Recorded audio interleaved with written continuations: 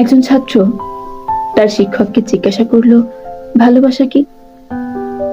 শিক্ষক বললেন, আমি তোমার উত্তর দেব, কিন্তু তার আগে তোমাকে একটি কাজ করতে হবে।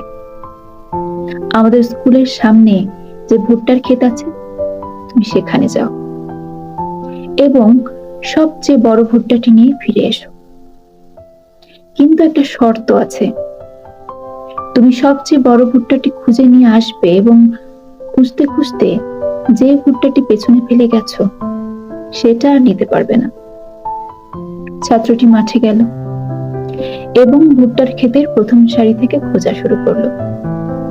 আর সেই সারিতেই একটা বড় ভুট্টা ছিল। কিন্তু সে ভাবলো হয়তো পরের সারিতে আরো কোনো বড় ভুট্টা তার জন্য অপেক্ষা করছে। পরে যখন সে মাঠের অর্ধেকের বেশি খোঁজা শেষ করলো, তখন বুঝতে পারলো এদিকের ভুট্টাগুলো ঠিক অতটা বড় নয় যেটা সে আগেই খুঁজে পেয়েছিল। ছাত্রটি বুঝলো যে সবচেয়ে বড় ভুট্টাটি সে পেছনেই ফেলে এসেছে, আর এজন্য তার অনুশোচনার শেষ থাকলো না।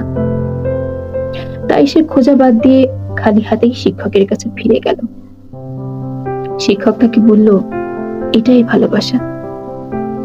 তুমি হয়তো জীবনে এমন কাউকে খুঁজে পেয়েছো, কিন্তু আরো ভালো কাউকে খুঁজে পাওয়ার আশায় যদি খুঁজতেই থাকো, তাহলে হয়তো এমন একদিন আসবে যেদিন তুমি উপলব্ধি করতে পারবে যে তোমার জন্য সবচেয়ে ভালো মানুষটিকে তুমি পেছনেই হারিয়ে ফেলেছো।